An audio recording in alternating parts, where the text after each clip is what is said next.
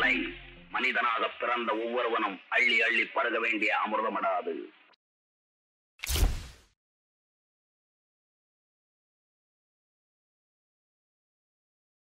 Pure cinema YouTube சேனலுக்கு நீங்கள் கொடுக்குற பேராதரவுக்கு நன்றி. சினிமா சார்ந்த விஷயங்களை ஒரு லேர்னிங் பர்பஸாக மக்கள் எல்லாருக்கும் கொடுக்குற நோக்கத்தில் இந்த டிஸ்கஷன் எல்லாத்தையும் நம்ம சேனலில் அப்லோட் பண்ணுறோம். இது மட்டும் இல்லாமல் நம்ம சேனலில் இருக்க எல்லா வீடியோஸும் டெக்னிக்கலி யூஸ்ஃபுல்லாகவும் பல பேருக்கு அமைஞ்சிருக்கு. இது தொடர்ந்து உற்சாகமாக செய்கிறதுக்கு உங்களோட சப்போர்ட்டை லைக், ஷேர் அண்ட் சப்ஸ்கிரைப் மூலமாக எங்களுக்கு கொடுங்க. சினிமா கல்வியை ஜனநாயகப்படுத்துகிற நோக்கத்தில் தமிழ் ஸ்டுடியோவோட இந்த முன்னெடுப்பால் பல இயக்குநர்கள், நடிகர்கள், ஒளிப்பதிவாளர்கள் உருவாகியிருக்காங்க. இந்த முன்னெடுப்பு தொடர்ந்து நடக்க பியூர் சினிமாவுக்கு லைக், ஷேர் அண்ட் சப்ஸ்கிரைப் பண்ண மறந்துடாதீங்க.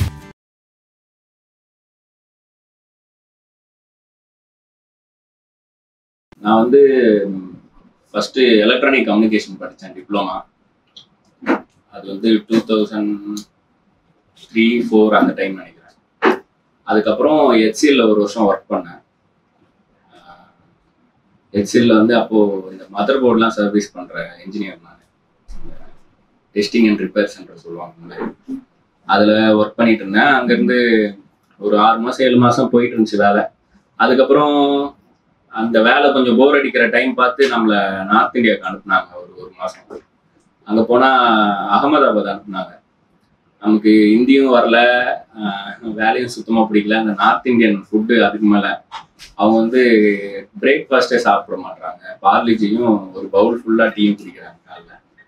அப்புறம் சாப்பாடுன்னு பார்த்தா குஜராத்தி தாலி அப்படின்னு ஒன்று இருக்கும். அதுக்குன்னா சாம்பார் இனிப்பாக இருக்கும், சக்கரை போட்டிருப்பாங்க அதில். அந்த மாதிரி ஒரு சாம்பார் எல்லாம் ஒஸ்ட்டாக இருந்துச்சு. ஸோ எனக்கு பிடிக்கல, அந்த வேலையும் பிடிக்கல, சாப்பாடு பிடிக்கல.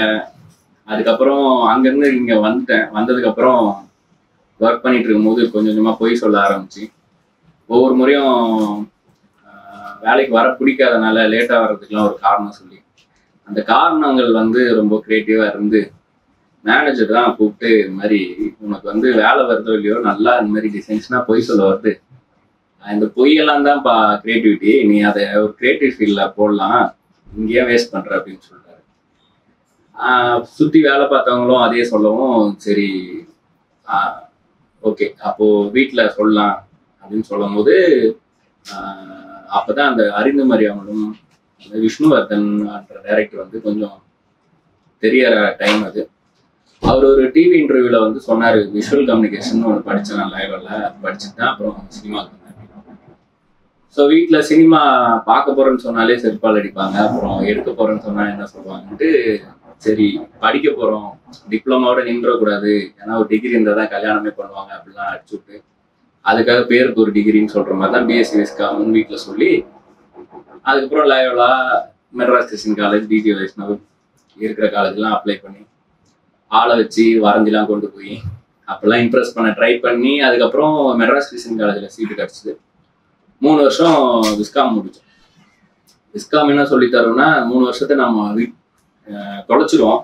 விஸ்காம் வந்து நம்ம கிட்ட இருந்து 3 வருஷத்தை எடுத்துரும். அதுக்கப்புறமா அந்த 3 வருஷத்தை விட்டுட்டோம்ல, அதனால இனிமே இதுல இருந்தே தான் ஆகணும் அப்படின்றத ஒன்று கற்று தரும். அதான் விஸ்காம் மெயினாக கற்று தரும். அண்ட் அந்த 3 வருஷத்துல உங்களுக்கு ஒரு சர்க்கிள் ஃபார்ம் ஆகும்.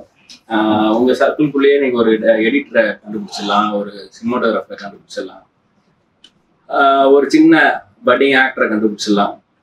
இதெல்லாம் அந்த 3 வருஷத்துக்குள்ள ஃபார்ம் ஆகும்போது சின்ன சின்னதாக ப்ராஜெக்ட்ஸ் பண்ண ஆரம்பிக்கும். ஸோ அப்படி ஷார்ட் ஃபிலிம்ஸ்லாம் காலேஜ் ஃபைனல் இயர் அப்போ ஒரே நாளில் 4 ஷார்ட் ஃபிலிம்லாம் எடுத்துருக்கோம். ஏர்லி மார்னிங் காலைல ஒருத்தன் வார்ம் அப் பண்ணுற மாதிரி ஆரம்பிச்சு, கிரிக்கெட்டில் இன்ட்ரெஸ்ட் இருக்க ஒரு பையனாக காமிச்சு, நம்ம நூன் டைமில் டோர் செல்லர்ன்ட்டு டோர் டெலிவரி பண்ணுற பையனை பற்றி ஒன்று, நைட்டு மர்டர் மிஸ்ட்ரி ஒன்று, அப்புறம் வீடியோ காலில் திரும்ப சூசைட் அட்டம் பண்ண நினைக்கிற ஒரு லோன்லியான அம்மா அப்பா வேலைக்கு போகும்போது வீட்டில் மட்டும் இருக்கிற ஒரு பையனோட கதைன்னு ஒரு 4 கதையை ஒரே நாளில் பிடி. அப்போ வந்து இந்த PD 170 கேமரா, இந்த டிவி டேப்லாம் போட்டு ஷூட் பண்ணுற மாதிரி கேமரா தான் இருக்கும். அந்த கேமராவில் ஷூட் பண்ணி சப்மிட் பண்ணி அப்படி தான் விஸ்காமை முடித்தோம். முடிச்சதுக்கப்புறம் ஒரு படம் ஒர்க் பண்ணேன். அந்த படம் பேர் வந்து கருப்பம்பட்டி. அந்த படம் கேள்விப்பட்டீங்களா யாரும்? அப்போ நான் பெருமையாக சொல்கிறேன், அந்த படத்தில் ஒர்க் பண்ணேன். அஜ்மல்னு ஒரு ஆக்டர் இருக்காரு, அவரோட டபுள் ஆக்ஷன் அந்த படம். அந்த படம் வந்து வத்திக்குச்சி, பரதேசி அந்த படங்கள் கூட சேர்ந்து வந்துச்சு. அந்த படம் வந்து நான் ஒரே படத்தில் 1.5 வருஷம் கிட்டத்தட்ட 2 வருஷம் ஒர்க் பண்ணேன். அப்போ வந்து போய் அசிஸ்டன்ட் டைரக்டர் வாய்ப்பு கேட்க போனால் ஏற்கனவே 8 பேர் இருக்காங்கன்னு. சரி சார் ஷூட் என்னைக்குன்னு சொல்லுங்கள், வேடிக்கை பார்க்க வரேன்னு சொல்லிட்டு வேடிக்கை பார்க்க போய் ஏவிஎம்ல தான் வந்து ஒரு ஒரு பப்பி லஹரி சாங் எடுத்தாங்க. ஒரு 80s நடக்கிற ஒரு பப் சாங் மாதிரி. அந்த சாங் ஷூட்டு தான் ஃபர்ஸ்ட் போகிறேன். போகும்போது 2 பீஸில் தான் ஒரு லேடி ஆடிட்டு இருப்பாங்க. எந்த டிபார்ட்மெண்ட்டுக்கு வேலை அதிகம்னு பார்த்தா ஆர்ட் டிபார்ட்மெண்ட்டாக இருந்துச்சு. ஆக்சிஸ் மாற்றும் போதெல்லாம் டேபிளை தூக்கி போடணும், அந்த கிளாஸை ஃபில் பண்ணி வைக்கணும், பார் பப்புன்றனால அப்படியே எல்லாத்தையுமே அப்படியே மாற்றணும், கண்டினியூட்டி பார்க்கணும்னு சுற்றிட்டு இருந்தாங்க. ஸோ இந்த செட் அசிஸ்டன்ட் மாதிரி வேலை பார்ப்போம் அப்படின்ட்டு செகண்ட் டே போல் நம்மளே இறங்கி கொஞ்சம் வேலை பார்க்க ஆரம்பித்தோம். அது டைரக்டர் கண்ணில் மாட்டி அதுக்கப்புறம் அந்த சாங் ஸ்கெடியூலுக்கு அப்புறம் அப்படியே தூக்கிட்டு போனாங்க, புதுக்கோட்டையே வாங்க போனோம். அந்த ஸ்கெடியூலுக்கு நீயும் வந்துடு அப்படின்னு கூப்பிட்டார். அப்போ வேடிக்கை பார்க்க போனது வந்து அசிஸ்டன்ஸுக்கு அசிஸ்டன்ட். அது 8 அசிஸ்டன்ஸ் இருக்காங்க. அவன் 8 அசிஸ்டன்ஸுக்கு தேவையான பொருள்லாம் என் பேக்கில் இருக்கும். நான் ஒரு பேக் நட்டு சுற்றிட்டே இருப்பேன். யார் கூப்பிட்டாலும் அவங்க கையாக மாறணும். சில சமயம் வளர்த்துக்கே, சில சமயம் எடுத்துக்கையா. ஸ்டேஷ்னரி பாக்ஸ்னு ஒன்று இருக்கும் டைரக்டருக்கு. அந்த மாதிரி மார்க்கெட்டில் ஆரம்பிச்சு chalk piece, cello tape, double side tape, A4 sheet, பேட்டா எழுதுறதுக்கு இன்னும் ஸ்கிரிப்டோட இன்னொரு காப்பி, தங்கிலீஷ்னு எல்லாமே இருக்கும். அது எல்லாத்தையும் இந்த பேக்கில் வச்சுட்டு இந்த பேக்கை மட்டும் சுற்றிட்டே இருப்பேன். ஃபீல்டு கிளியர் பண்ணோம், ஜூனியர் ஆர்டிஸ்ட் மேக்கணும், அந்த மாதிரி எல்லா வேலையும் பார்த்துட்டு இருந்தோம். ஒரு நாள் என்னாச்சு, இந்த பொங்கல் திருவிழாக்கெல்லாம் பாட்டு ஷூட் பண்ணுவாங்களே, நிறைய கலராக பேப்பரு, சாமந்தி பூலாம் பறக்க விட்டு ஊரே டான்ஸ் ஆடும், நிறைய பாட்டு இருக்கும், ஓப்பனிங் சாங். அந்த மாதிரி ஒரு கலர்ஃபுல்லாக ஒரு பாட்டு எடுத்துட்டு இருக்கும்போது ஒரு 45 செகண்டுக்கு ஒரு டான்ஸ் கோரியோகிராஃபி இருந்துச்சு. அது எப்படின்னா ஊரே சேர்ந்து ஆடும். ஒரு ஸ்டெடிகேம் ஷாட்ஸ் அதுலேருந்து அப்படியே வரும், இன்னொரு பக்கம் ஒரு குடும்பம் அப்படியே வந்து ஜாயின் ஆகும். இப்படியே ஒரு 45 செகண்ட் வந்து டான்ஸ் ஆடணும். பெரிய ப்ரொப்பலர் வச்சு அதில் கலர் பேப்பர்லாம் அப்படியே விடணும் நாங்கள். அப்போ தான் வந்து ஆர்டிஸ்ட் மேலாம் அப்படி பறந்து போவோம், பூவெல்லாம் பறந்து போவோம். அது மாதிரி ஒரு 40 செகண்டுக்கு கட் பண்ணி ஒரு 2 நாள் கட் பண்ண கலர் பேப்பரு ஒரு 2 டேக்கில் காலி ஆயிடுச்சு. கட் பண்ணி வச்ச எல்லாம் இப்படி விட்டதும் பறந்து போயிடும். பூனா கூட அப்படி கிட்ட விழுந்துடும். பேப்பர் அது பாட்டு போகுது, பனைமரம்லாம் தாண்டி. நம்ம அஜ்மலும் கொஞ்சம் ஸ்டெப்பு வீக்கு பாதியில் நிறுத்திடுவார். அவரே கட் சொல்லுவார். இமிடியேட் 1 மோர்னுவாங்க. எங்கே போக முடியும், கலர் பேப்பர்லாம் தேடாச்சு கூட்டி பெருக்கி ஜலிச்சுலாம் எடுத்து திரும்ப ரெடி பண்ணி வச்சுருப்பாங்க. ஒரு 1 மோர் போகும்போது பாதி ஒரு 30 செகண்ட் கிட்ட போகும்போது பேப்பர்லாம் காலி ஆயிடுச்சு. கையில் கிடந்ததெல்லாம் எடுத்து பறக்க விட்டதுல இந்த ஜலிக்கிறதுல ஒரு மிஸ்டேக் ஆயிடுச்சுக்குள்ள ஒரு வெக்க போறது இருக்கும்ல, மாட்டுக்கெல்லாம் போடுவாங்க.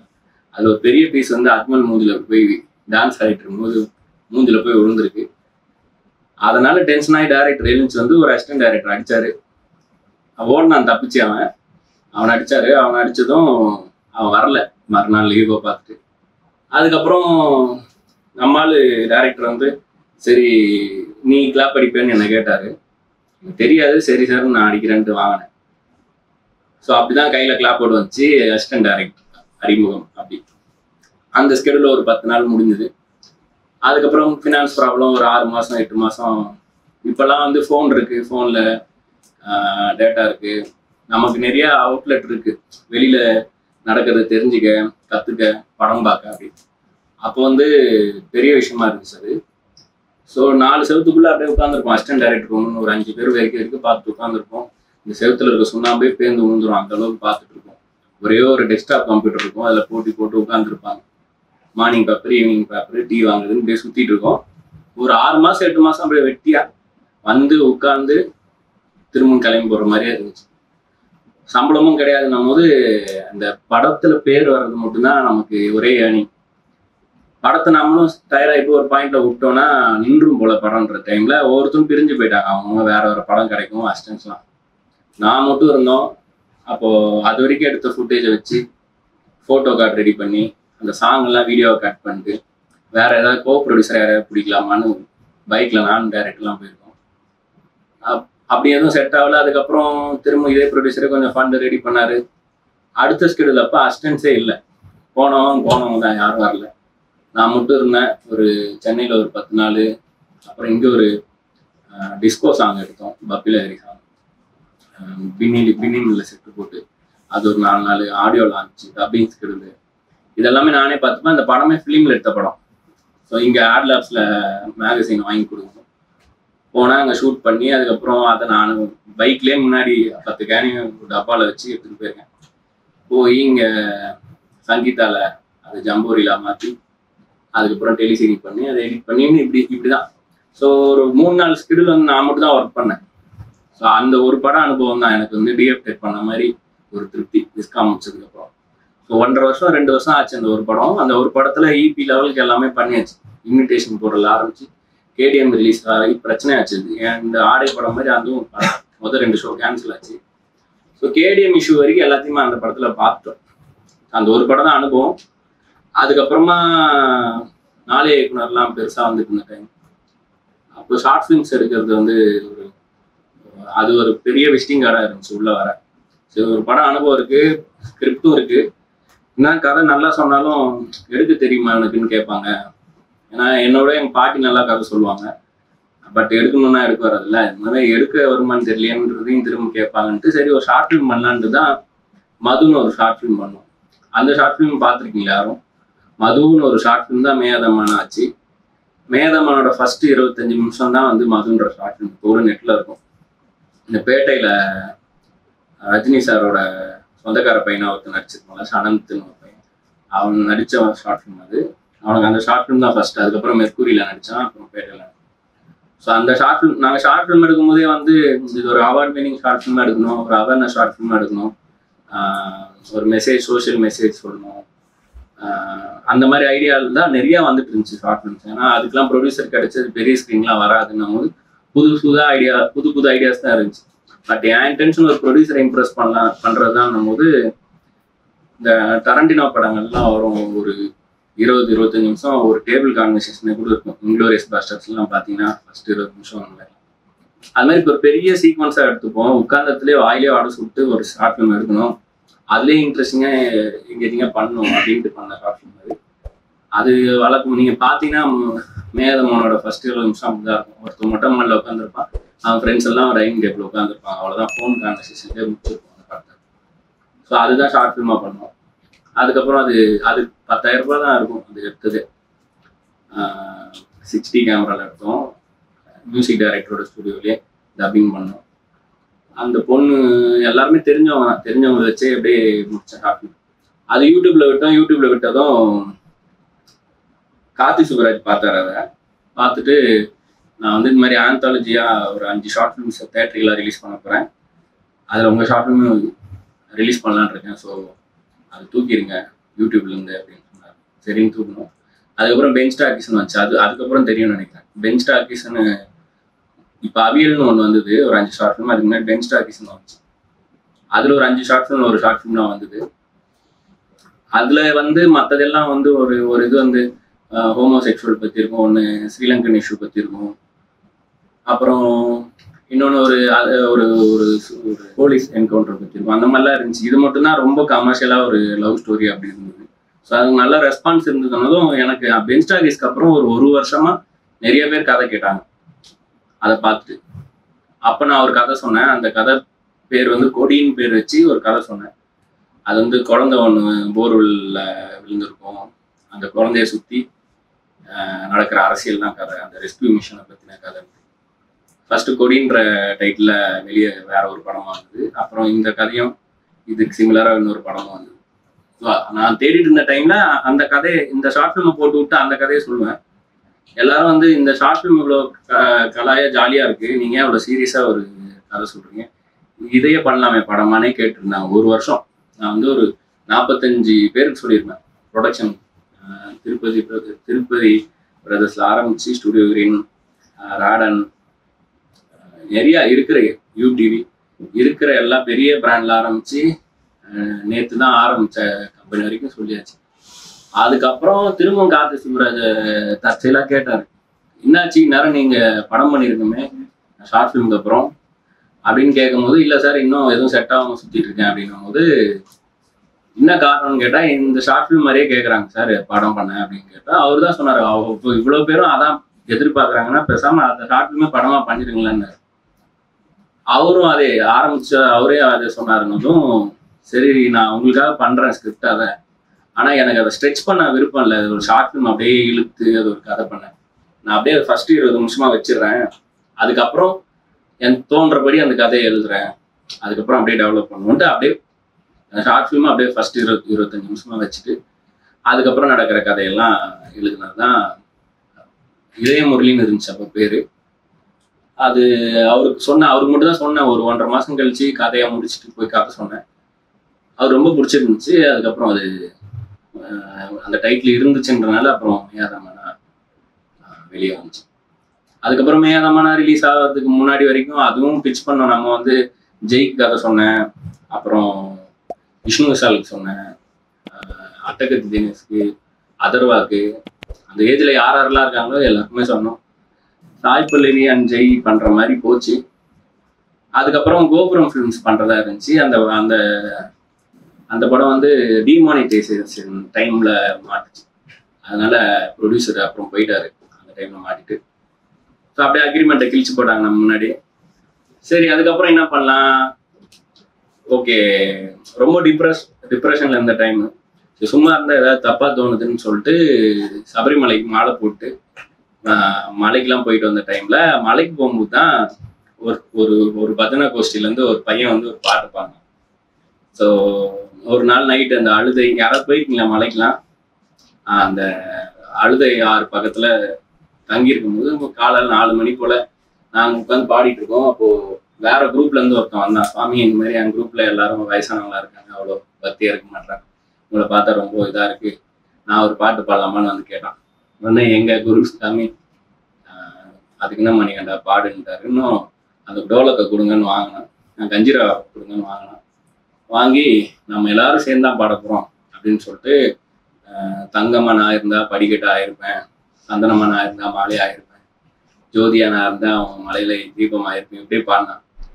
அப்புறம் அதை அப்படி சொல்லி முடிச்சுட்டு அவன் தங்கம்மா நான் இருந்தா சொன்னா நீங்களாம் ஊன் சொல்லணும்னா இங்கே தூக்கம் சரின்னு சொன்னான். இந்த மாதிரி ஒவ்வொன்றும் சொல்லி முடிச்சுட்டு எனக்கு அது ரொம்ப கேட்சியா இருந்துச்சு, ஒரு மாதிரி வில்லுப்பாட்டு மாதிரி இன்ட்ரெஸ்டிங்கா இருக்குன்னு இருமுறை போய் ஓப்பன் பண்ணி ஃபோன் எடுத்து ஆன் பண்ணி அவன் பேசுறதை ரெக்கார்ட் பண்ணி பாடுறதை ரெக்கார்ட் பண்ணி வச்சுட்டேன். அதுக்கப்புறம் அங்கேருந்து இங்கே வந்துட்டு ஐயப்பன் எடுத்துட்டு அப்படியே அம்முனியை வச்சு கொஞ்சம் பொண்ணுக்கான பாட்டு மாதிரி அதை மாற்றி கொஞ்சம் அசிஸ்டன்ட் டைரக்டரோட ஃப்ரெண்டு ஒருத்தன் மியூசிக் ட்ரை பண்ணிட்டு இருந்தான். ஸோ அவனை வச்சு ரஃபாக ஒரு ட்ராக் மாதிரி ஆரம்பித்தோம். அதுக்கப்புறம் ஏடிஸ் எல்லாம் அனுப்பி அந்த ஊர்லேயே போய் ராயபுரம் போய் அங்கே இருக்கிற பசங்களை வச்சு ரெக்கார்ட் பண்ணோம். அப்போதான் வந்து இந்த மாதிரி டோலக் வச்சு அவனுங்க ரோட்லேயே உட்காந்து பாடுற விஷயம்லாம் தெரிஞ்சுது. சரி, நான் அப்படியே ஸ்க்ராட்சாக அவனை ஷூட் பண்ணி எடிட்டும் பண்ணி எங்கள் ப்ரொடியூசருக்கு சும்மா போட்டு காமிச்சோம். ப்ரொடியூசர் அப்போ வரைக்கும் கிடைக்கல. அப்போ கார்த்தி சுப்ராஜ் மூலமா இன்வெஸ்டர் ட்ரை பண்ணிட்டு இருந்தேன். அப்போ கார்த்திகேயன் சந்தானம்னு அவர் தான் ப்ரொடியூசர், ஆக்டிவ் ப்ரொடியூசர். அவர் போட்டு காமிக்கிறோம், 10 செகண்ட்ல ஹெட்ஃபோனை கழட்டார். அவர் என்ன பாட்டு இது, அருவருப்பா இருக்கு, இது நாய்ஸ், இது நம்ம படம் மியூசிக்கல் படம், நம்ம அனிருத் போலாமா, இப்படி பேசிட்டு இருக்கோம், நீங்க என்ன இது கொண்டாடுறீங்க, எனக்கு தப்பா இருக்கு, தயவுசெய்து இந்த மாதிரிலாம் காட்டாதீங்க அப்படின்ட்டாரு. பயங்கர அப்செட் ஆயிடுச்சு. அவர் சொல்ற அளவுக்கு அவ்வளவு மோசமா இல்லையே, ஓரளவுக்கு நல்லா இருக்கேன்ட்டு யோசிச்சுட்டு இருக்கும்போது சரி கார்த்தி சுப்ராஜ் வந்தாரு, அவருக்கு போட்டு காமிச்சோம். அவர் விழுந்து சிரிச்சாரு, எங்க இருக்காங்க இந்த மாதிரி ஆட்கள்லாம், செம்மையா இருக்கு அப்படின்னு சொல்லி ரசிச்சாரு. அப்புறம் ப்ரொடியூசரை பார்த்தேன் நான், அவரு தான் ஒருத்தருக்கு ஒரு இது பிடிக்கும் அப்படின்னு சமாளிச்சாரு. நான் சொன்னேன், அதான் சார் நீங்க எப்போ கடைசியா எப்போ பஸ்ல போனீங்கன்னு கேட்டேன். அவரு நான் பஸ்ல எல்லாம் போயிருக்கேன், நான் ஸ்கூல் படிக்கும்போதெல்லாம் ஸ்கூல் பஸ் கேட்கல, நான் நீங்க கவர்மெண்ட் பஸ்ல போயிருக்கீங்களான்னு கேட்டேன். இல்லைங்க நான் அதெல்லாம் போய் பழக்கம் கிடையாது. நீங்க போகல, அதான் உங்களுக்கு தெரியல, அது ஒரு உலகம், வெறும் ஃபுட்போர்டு அடிச்சுட்டு அதுல வாசிக்கிற பாட்டெல்லாம் இருக்கு, ரூட்டு தலெல்லாம் கேள்விப்பட்டிருக்கீங்களான்லாம் ஆரம்பிச்சு பேச ஆரம்பிச்சோம். அண்ட் அதை அப்படியே சந்தோஷ் நாராயண் சார்ட்டு அந்த பாட்டை காமிச்சோம், அவருக்கு பிடிச்சிருந்தது. அவர் அப்படியே நாங்கள் போய் ஷூட்டே பண்ணிட்டு வந்துட்டோம், ஸ்கிராச் சாங்கை வச்சு. அதுல பர்ஃபார்ம் பண்ண 2 பசங்களோட வாய்ஸ் நல்லா இருக்கு, அவங்கள வச்சு எடுக்கொண்டு வர வச்சு ஒரு 10 நிமிஷத்துல ரெக்கார்ட் பண்ண பாட்டு தான். ஸோ அப்படிதான் அந்த பாட்டு வந்தது.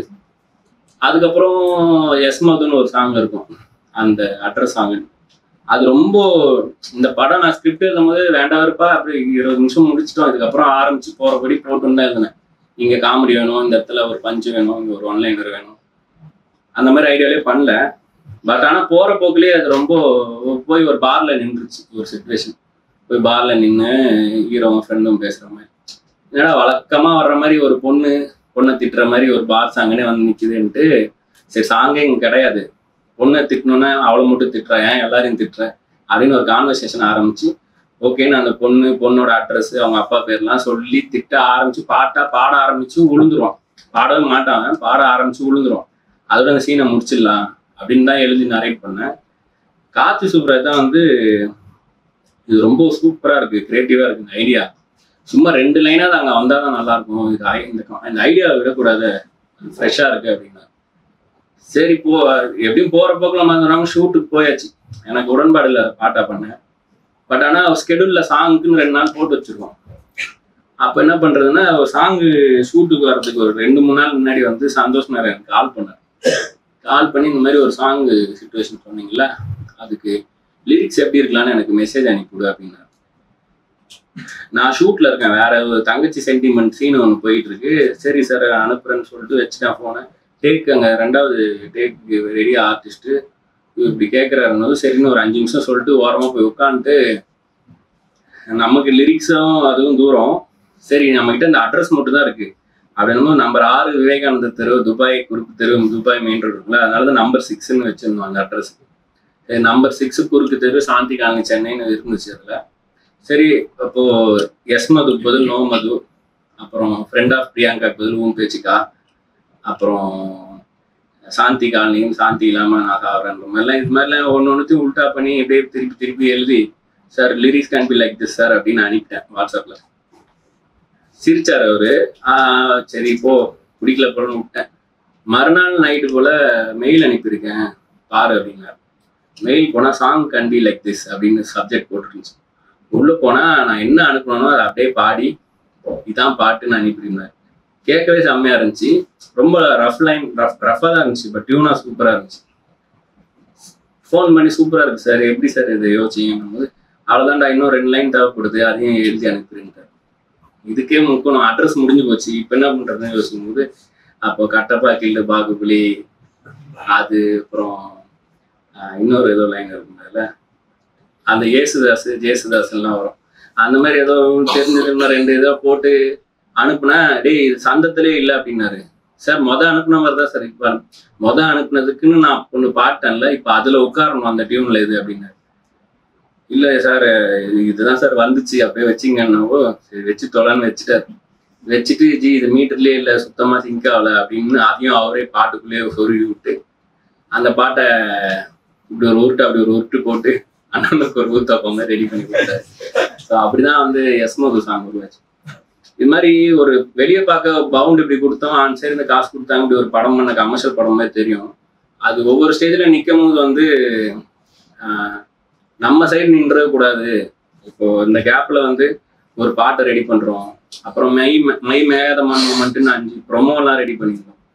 அது மாதிரி ஏடிஎஸை வச்சுட்டு சின்ன ஐடியாஸா இல்லை, நான் வந்து ரொம்ப டிப்ரெஷனில் மலைக்கு போயிருக்கும்போது அங்கே தோணுன ஒரு விஷயத்தை வச்சு ஒரு பாட்டு, இன்னைக்கு ஏதோ ஒன்று அன்னைக்கு சும்மா உட்காந்துருக்கலாம், நம்ம ஏதோ ஒன்று யோசிச்சுட்டே இருக்கும்போது அது இன்னைக்கு வந்து இந்த பாட்டு வந்து அந்த படத்துக்கு அட்ரஸ் மாதிரி ஆயிடுச்சு. படம் பேர் தெரியலனா கூட அந்த பாட்டு தெரியாதவங்க இல்லை, எல்லா இதுலையும் கோயில் திருவிழாலையும் கல்யாண வீட்லையும் போட்டுறாங்க கம்பல்சரி அந்த பாட்டை.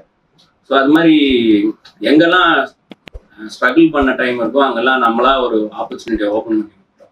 இது வந்து எனக்கு டீம் அப்படி இருந்தது. எங்களுக்கு வைபவ் நான் வந்து ஒரு அண்டர் டாக் தான் வேணும்னு மட்டும் முடிவு பண்ணேன். இப்போ நம்ம ரூம்மேட்ஸே 5 பேர் இருந்தாங்கன்னா ஒரு இதே முறையில் இருப்பான், திடீர்னு கிளம்பி போயிடுவான், ஃபோன் ஆஃப் பண்ணுவாங்க, அவங்க அம்மா நாம ஃபோன் பண்ணுவாங்க, நம்மளும் சேர்த்து தூக்கம் இல்லாமல் ஆக்கி விட்டு போவாங்கல்ல, அந்த மாதிரி ஒரு கேரக்டர். ஸோ அது மாதிரி எனக்கு வைபவ் வந்து எப்போ பார்த்தாலும் ஒரு 5 ஹீரோஸ் கூட ஒன்றா நடிப்பார். அந்த 5 ஹீரோஸில் 5வது ஹீரோவாக இருப்பார். இந்த மாதிரி டபுள் சைடுக்குன்னு வச்சிருப்பாங்கல்ல, பவுலிங் கொடுக்காம பேட்டிங் கொடுக்காம அந்த மாதிரி வச்சிருப்பாங்க படத்துல. ஸோ அதனால இன்ட்ரெஸ்டிங்காக தெரிஞ்சது. அவர் சினிமாக்குள்ளேயே ஒரு அண்டர்டாக்காக இருந்தார், இமேஜ் எதுவும் கிடையாது, இந்த மாதிரி படம் தான் பண்ணுவாருன்னு. அது பிடிச்சிருந்தது, சரி வைபவ் வச்சு போனோம். அது மாதிரி நமக்கு என்ன கொடுக்குறாங்களோ அதை வச்சு என்ன கிரியேட் பண்ண முடியும் தான் பார்க்கணும். அது மாதிரி ஒவ்வொரு நோ சொல்லும் போதும் சரி. அப்போ பிரியா வந்து ரேண்டமாக காஸ்டிங் கால் போடும்போது அவங்க கிட்ட இருந்தே மெயில் வந்துச்சு, பிரியா பவானி சங்கர், ஓகே இவங்களுக்கு அந்த இமேஜ் இருக்கு, ஹோம்லியான இமேஜ், அது படத்துக்கு செட் ஆகும்னு நினச்சோம். அப்படிதான் உள்ள வந்தாங்க. அது மாதிரி ஒவ்வொரு வாட்டி ஸ்டக்காகி நிற்கும் போது ஏதாவது ஒரு சைடு ஒன்று வரும், அதை யூஸ் பண்ணி அதை யூட்டிலைஸ் பண்ணி அதை எக்ஸ்ப்ளாய்ட் பண்ணி அதுலேருந்து ஒரு ஆப்பர்ச்சுனிட்டியை க்ரியேட் பண்ணிக்கிறோம். ஸோ இப்படி தான் வந்து மேகதாமனை உருவாக்கணும். அப்புறம் வந்து மெர்சல் கூட வந்து ரிலீஸ் பண்ணுவேன்னு நின்னாங்க.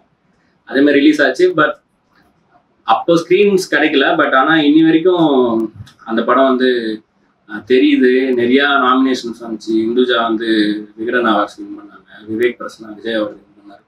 ஸோ நிறைய பேருக்கு வந்து அது ஒரு நல்ல ஒரு ஆரம்பமாக இருந்துச்சு. அதுக்கப்புறம் அதை முடிச்சு ஆடைக்கு வந்தோம். எனக்கு தெரிஞ்ச ஆடையை பற்றி நம்ம இன்ட்ராக்ட் பண்ணும்போது பேசலாம்னு நினைக்கிறேன். ஆடையில் இருக்கிற பிரச்சனை எல்லாம். ஏன்னா ஓரளவுக்கு இப்போ இருக்கிற படம் மேபி சுற்றி நடந்த இஷ்யூஸ்லாம் தெரியும். ஸோ அதை பற்றி அப்படி பேசுவோம். நான் எதுக்கு சொன்னேன்னா, எனக்கு என்னோட லைனே வேற. நான் 12 years ஆச்சு. பேசாமல் சினிமாவுக்கு போயிடலாம், டேரக்டர் ஆனால் என்ன அப்படின்னு யோசிச்சு அந்த யோசனை வந்ததுலேருந்து என் பேரை ஸ்க்ரீனில் பார்க்கறதுக்கு 12 வருஷம் ஆச்சு. அந்த 12 வருஷத்துல எந்த வருஷமும் ரெக்ரெட் பண்ற வருஷமும் கிடையாது. 12 வருஷம் வந்து அதில் ஒரு 3 வருஷம் விஸ்காம், ஒரு 2 வருஷம் ஷார்ட் ஃபிலிம்ல கூட சுத்தினது.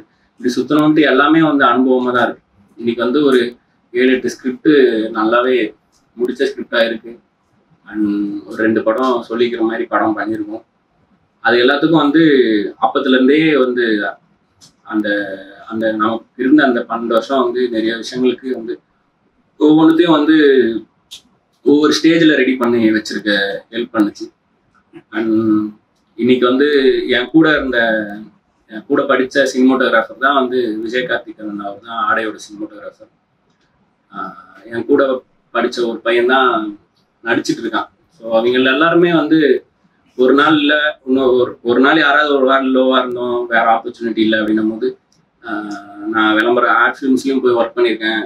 அப்புறம் குருஷேத்திரன் அண்ணா யூனிவர்சிட்டியில் போய் கல்ச்சரல் ஈவெண்ட்டுக்கு ஃபோட்டோகிராஃபராக இருந்திருக்கேன்.